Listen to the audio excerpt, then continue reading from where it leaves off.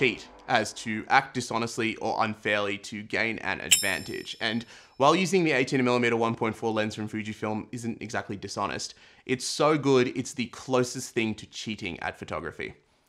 I've had the pleasure of using the 18mm 1.4 for well over 4 months now, and I can confidently say that this is probably the best all-round lens that Fujifilm produces, from a technical standpoint. It's so good that when you couple it with the 40 megapixel sensor of the X-T5, I feel like I can finally get close to a Leica Q in terms of 28mm perfection, at a fraction of the price. And if you've ever used a Q, you know just how good that 28mm 1.7 Summer Lux lens is.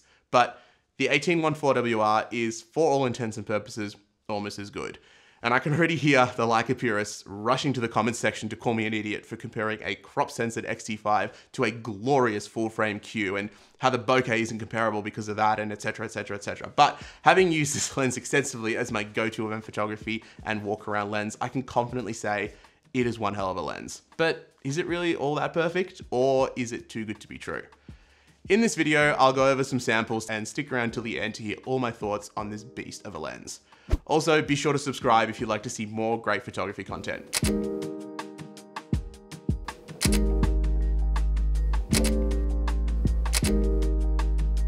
It's the second 18mm lens Fujifilm has made, the first being the very first XF lens available, the 18f2, a lens which shares a lot more in common with the 27mm pancake than this rather large specimen, but they couldn't be further apart in terms of performance and use.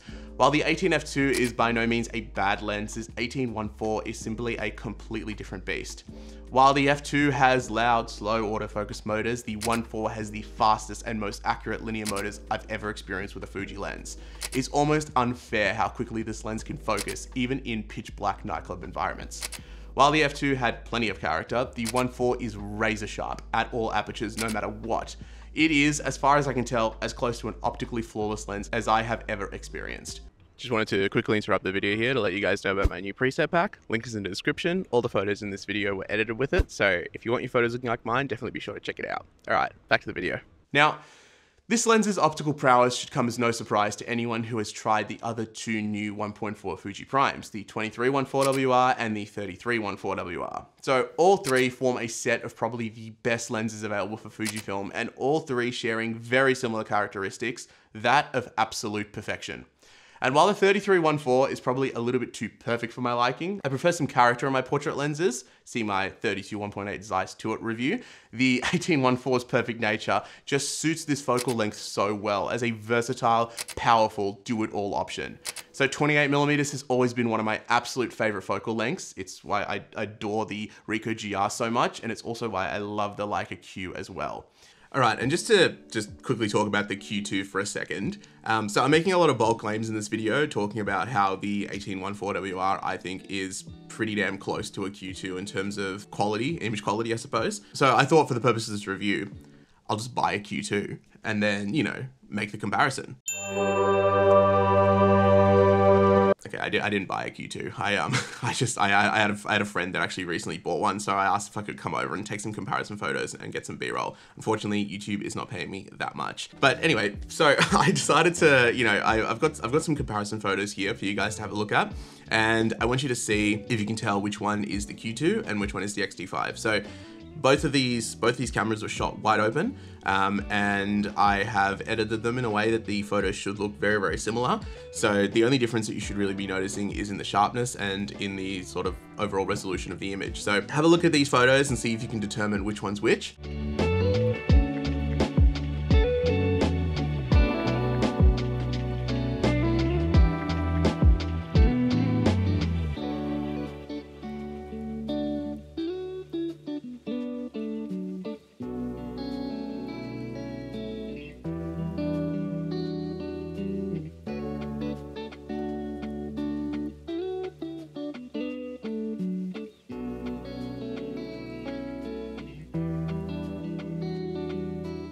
Well, could you tell?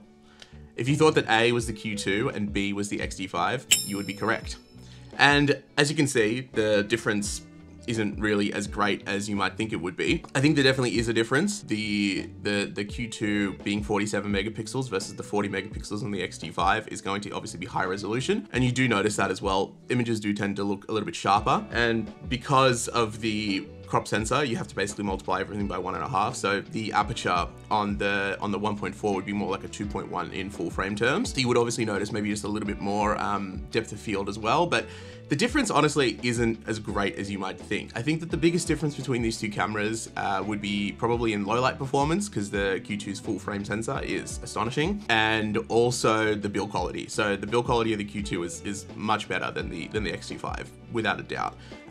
You know, Leica is the best build camera in the world, so there's no surprises there. But I think the fact that it's as close as it is really just goes to show just how impressive the 18-1.4 WR is. And from an image quality standpoint, honestly speaking, I can't really tell that big of a difference. If you just do a blind test, it's very, very difficult to tell. And in certain shots, like in that chest photo, I actually prefer the look of the 18-1.4 WR. But yeah, what did you guys think? Anyway, back to the video. So it's wider than 35, which I think is unbelievably boring and standard. So it's perfect for documentary style photography. And while it isn't a 50mm lens, you can still actually get really awesome environmental portraits with it as well. And the 1.4 aperture of this lens really helps subjects just pop off the photo with this gorgeous, pleasing bokeh and excellent micro contrast. Also at 1.4, there is no chromatic aberration either. It's so sharp at 1.4 and so beautiful at 1.4, it's just amazing. And then when you stop it down to like f8, it just somehow gets even sharper. It's just crazy. I mean, it's so bloody good, and it's built beautifully, and it's entirely weather sealed, and the aperture ring is nice and clicky, and it's also one of a handful of Fuji primes that have a lock on the aperture ring at the A position as well. As mentioned previously, this lens has been my go-to nightclub photography lens, as I love using the 28mm focal length for both getting crowd shots and solo portraits with it, and the 1.4 aperture means that I can get some awesome low light images too. And unlike every other Fuji lens that I've tried in a dark, dimly lit nightclub scenario, the 18-1.4 hits focus almost always, and I can quickly capture any moments happening in front of me with this lens and the X-H2S combo. The excellent sharpness at 1.4 also means that low light images don't have to suffer from an image quality loss as well. The other benefit of using this lens over, say, the 16-55, which I also recently made a video on, is that the size of the lens just makes it that much more comfortable to hold for an entire night. And when I say that the optical performance is as close to flawless as I can imagine, I do really mean that. It's almost not fun how perfect this lens is. If you want character and quirks, this is not the lens for you. But if you want something that delivers excellent results every single time and will guarantee perfection, even in stressful scenarios like events or weddings, this absolutely is the lens for you.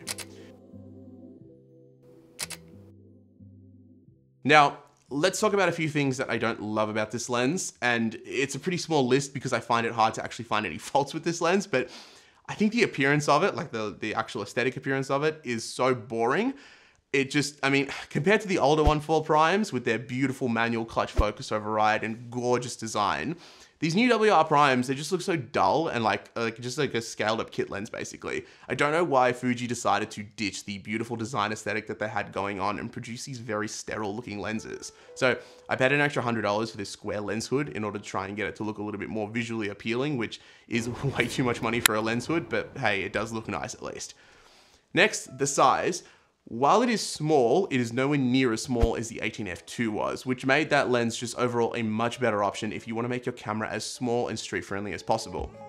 I would really love to see Fuji release a version 2 of the 18f2, keeping its form factor and beautiful appearance intact, but introducing weather sealing and linear motors, as well as, improving its optical qualities as well. Although I do know that the 18f2 has its share of fans due to its unique, almost vintage lens-like characteristics. And I did own that lens for a brief period of time, but I did get rid of it after getting this 1.4 WR, as I don't really need two 18mm lenses, and the 1.4 just did everything I needed and so much more. So who is this lens for? Well, if you want the absolute best 28mm equivalent lens for Fuji, this is the one for you. If you've been lusting after a Leica Q, but maybe you can't afford it or justify spending $5,000 on a fixed lens camera, this is the lens for you. I truly believe this, along with the other WR primes, are just the most perfect lenses Fuji has released so far, and if you are looking for perfection, there is no better choice. This lens really gives you an unfair advantage. That's all for today. Thank you so much for watching. Have a great day.